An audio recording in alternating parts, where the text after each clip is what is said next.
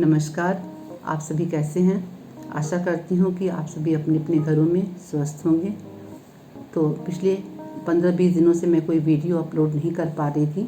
इसका रीज़न था कि मेरे घर में भी सभी सदस्यों को कोविड-19 हो गया था और जिस कारण हम सभी काफ़ी परेशान थे। लेकिन अब सभी ठीक हो गए हैं, सभी स्वस्थ हैं। तो मैंने सोचा कि आप लोगों के साथ में ये वीडियो अपलोड करती हूँ, जिससे कि मैं अपने अनुभव को आप लोगों के साथ में साझा कर सकूँ। तो जैसा कि हम देख रहे हैं कि बीमारी जो है, ये कोरोना वायरस जो है, पूरे वर्ल्ड में बहुत आक्रामक रूप से पूरा फैला हुआ है और बहुत लोग संक्रमित हो गए हैं, बहुत लोग संक्रमित हो रहे हैं और बहुत सारे लोग उसके बाद में ठीक हो रहे हैं। तो लेकिन बहुत सारे लोग अभी भी लोगों की धारणा है कि ये कोरोना वायरस जो है, ये कोविड-19 जो है, हम इंसानों का कुछ भी नहीं बिगाड़ सकता है। तो ऐसी बात नहीं है दोस्तों। जिनकी घर में जब हो जाता है, कोई मेंबर बीमार हो जाते हैं ना, तब उनको पता चलता है कि कितना कुछ नुकसान हो गया है। सो आप सबों से रिक्वेस्ट है कि इस वायरस को बहुत सीरियसली लीजिए। जो प्रोटोकॉल्स हैं इससे बचने के लिए, उन प्रोटोकॉल्स को मानिए, उनका पालन कीजिए। तो इससे रिलेटेड ही कुछ जो अनुभव थे, जो कुछ सावधानियां हैं, अगर घर में ही कोविड पेशेंट हों और उसकी आपको देखभाल कैसी करनी चाहिए, तो उसी से रिलेटेड चीज़ें जो आज हम शेयर करते हैं। तो आपको पता कैसे चलेगा कि आपको कोरोना वायरस हुआ? तो जैसे आपको सर्दी जुकाम या फिर गले में खराश या फिर कोई आपको फीवर हो रहा हो, बॉडी पेन हो रहा हो, तो मे बी ये भी हो सकता है कि ये वायरल हो या फिर कोरोना वायरस भी हो सकता है। इसके लिए सबसे पहचानने का सबसे आसान तरीका है कि आप जो है टेस्ट करवा लें। तो घर में आकर के भी टेस्ट हो जाते हैं और हॉस्पिटल में जाके भी टेस्ट करवा सकते हैं। आपको जो भी सूटेबल लगे आप टेस्ट जरूर करवाएं। टेस्ट करवाने से ना डरें। अगर टेस्ट पॉजिटिव आता है तो अपने डॉक्टर से ज़रूर कंसल्ट करें। बिना डॉक्टर की सलाह से कुछ भी दवाइयाँ जो है ना करें। बहुत सारे लोग ऐसे होते हैं जो व्हाट्सएप पे देख करके या फिर कहीं से किसी फ्रेंड से कॉल करके उनसे पूछ लिया कि भाई आपने कौन सी दवाई खाई थी, और उसी दवाई को वो भी खा लेते हैं, जो कि खतरनाक हो सकता है। क्योंकि सभी लोगों के सिम्टम्स अलग होते हैं, सबका जो इन्फेक्शन का लेवल है वो अलग है। सो दैट जो है सेम दवाई सभी को नहीं खानी चाहिए। तो आपको करना क्या कि सबसे पहला काम क्या करना, अपने डॉक्टर से कंसल्ट करना। वो जो दवाई बताएंगे, वो जो प्रोटोकॉल्स यूज़ करने बोलेंगे, आपको वही फॉलो करना चाहिए। तो सबसे पहला चीज़ है, ठीक है। अगर मान लीजिए आपका जो पॉजिटिव आ जाता है, तो आपको अगर लक्षण सामान्य होते हैं, बहुत ज़्यादा प्रॉब्लम नहीं है, तो डॉक्टर भी सलाह देते हैं कि आपको जो है घर में रह कर के इसकी देखभाल करनी है, ठीक है। ध्यान रखना क्या कि जो भी पेशेंट हैं उनको ऐसे रूम में रखें, अगर अटैच बाथरूम वाला रूम हो तो बेस्ट है। रूम जो है हवादार होनी चाहिए, ताकि खिड़की और दरवाजे को खोल देंगे तो जो है जो एयर सर्कुलेशन जो अच्छा हो सकेगा।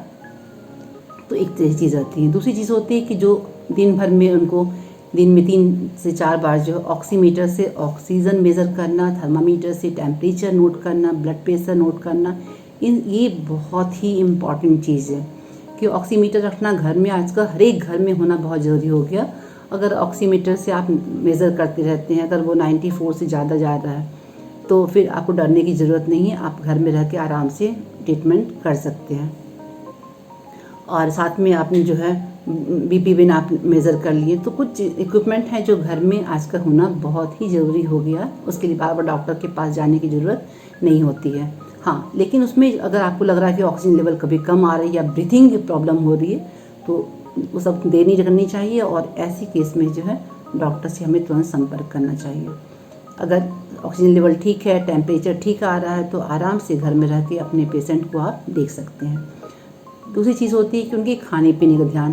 तो ऐसे भी टाइम में क्या होता है, हमें प्रोटीन इंटेक ज़्यादा लेना चाहिए। ये नहीं सोचना अरे हम ड्राई फ्रूट्स ले रहे हैं तो मेरा वज़न बढ़ जाएगा या फिर ये मुझे सूट नहीं करता है।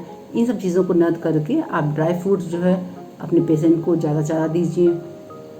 जो भी खाना उन्हें पसंद है वो दीजिए, बस जो है ज़्यादा ऑयली चीज़ें मत दें। प्लस इसके अलावा जो होता है कि ज़्यादा चीनी की चीज़ें नहीं देनी चाहिए। मैदे की कोई चीज़ होती है वो एकदम अवॉइड करना चाहिए। बाकी जब भी जो भी खाना दे, गरम गरम खाना दे, फ्रेश बना हुआ खाना दे, कोई नुकसान नहीं है, सभी कुछ खा सकते हैं आराम से जो उनको पसंद हो। दवाइयाँ सारे टाइम पे ज़रूर लें। इसके अलावा जो दिन में 2 बार 3 बार जो भी डॉक्टर ने आपको बोला हो हो, नेबुलाइज़र की अगर ज़रूरत हो तो वो दे सकते हैं, लेकिन सभी के लिए ये ज़रूरी नहीं होता है। हाँ, लेकिन गर्म पानी से भाप लेना वो सबके लिए ज़रूरी है। वो दिन में 3 बार जो है भाप ज़रूर लेना चाहिए। दवाई टाइम पे लें। अगर कोई पीने वाली दवाई है, खाने वाली जो भी चीज़ें हैं जो डॉक्टर ने प्रेस्क्राइब की है वो ज़रूर लें। इसके अलावा साथ में जो है ज़्यादा न्यूज़ ना सुनें। मेरा तो यही मानना है कि न्यूज़ जितना ज़्यादा सुनते हैं उतना ज़्यादा जो है आप सोच में पड़ जाती है, अरे ये हुआ। जितनी ज़्यादा ज़रूरत थी बस उतना न्यूज़ सुने कि बस दिन में क्या हो रहा है, क्या करना चाहिए, बस ज़्यादा न्यूज़ ना सुने। रूम में टीवी अगर है तो वेल एंड गुड, नहीं है तो अपने मोबाइल पे ही हल्की म्यूज़िक सुने। कोई हल्का फुल्का कोई सीरियल देखना चाहते हैं वो देख सकते हैं, कोई दिक्कत नहीं। क्योंकि म्यूज़िक सुनने से क्या होता है, आपका मूड फ्रेश होता है। जो भी आपकी देखभाल कर रहे हैं, जो भी लोग एक बार देखभाल कर रहे हैं, वो घर में रूम में जाके हमेशा रूम को सैनिटाइज रोज़ दिन में एक बार ज़रूर से कर दें। अगर पेशेंट इस लायक है कि वो अपना खाने के बाद अपना बर्तन खुद वॉश कर सकता है तो बहुत अच्छी बात है। ध्यान रखना है कि जो भी उनकी हेल्प कर रहे हैं वो जब भी रूम में जाएं तो डबल मास्क लगा के चले जाएं, एप्रन पहन लें। इससे क्या होता है, आप भी सेफ रहेंगे, जिससे कि आप अच्छी तरह से अपने पेशेंट की देखभाल कर सकते हैं। ठीक है। इसके अलावा जो तीसरी चीज़ है, जो डॉक्टर जो दवाई प्रिस्क्राइब करते हैं उसके अलावा एक बहुत ही इम्पॉर्टेंट दवाई है जिसे अगर आप यूज़ करते हैं ना तो आप बहुत जल्दी ठीक हो जाते हैं, ऐसा मेरा मानना है। वो दवाई होती है, वो 3 मैजिकल वर्ड्स हैं। इस मैजिकल वर्ड से क्या होता है, आप जल्दी अच्छा फील करते हैं, जो पेशेंट हैं वो भी, जो उनके हेल्पर है, जो उनकी हेल्प कर रहे हैं, जो घर के सारे मेंबर्स हैं वो भी। वो 3 वर्ड क्या है, वो 3 वर्ड है मैं हूँ ना, हम हैं ना आपके साथ। हम हैं ना, ये 3 वर्ड में बहुत ज़्यादा ताकत होती है। इससे क्या होता है कि आपको लगता है कि नहीं मैं अकेला नहीं। क्योंकि जनरली क्या होता है कि आप जब आइसोलेशन में होते हैं ना तो सबसे ज़्यादा जो परेशानी वाली चीज़ होती है वो होता है अकेलापन फील होना। तो इसमें क्या होता है, कोई आपको मिलने तो नहीं आ सकता, बट फ़ोन पे ही आपके दोस्त, आपके रिलेटिव, आपके जितने भी आप जानने वाले हैं वो अगर फ़ोन पे आपको कहते हैं कि नहीं चिंता नहीं करो, मैं आपके साथ हूँ ना, कोई भी दिक्कत होगी हम आपके साथ में हैं।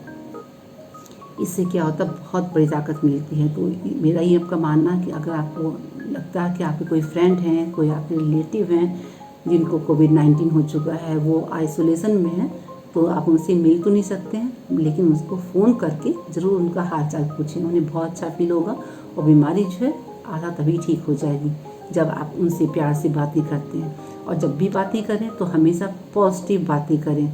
जो आपके साथ आपने कोई और घटनाएं सुनी होंगी, कोई निगेटिव बातें कि कोई किसी की डेथ हो गई या कोई ज़्यादा बीमार है, कोई ज़्यादा और बुरी सिचुएशन में, ऐसी घटनाओं का जिक्र उनके सामने ना करें।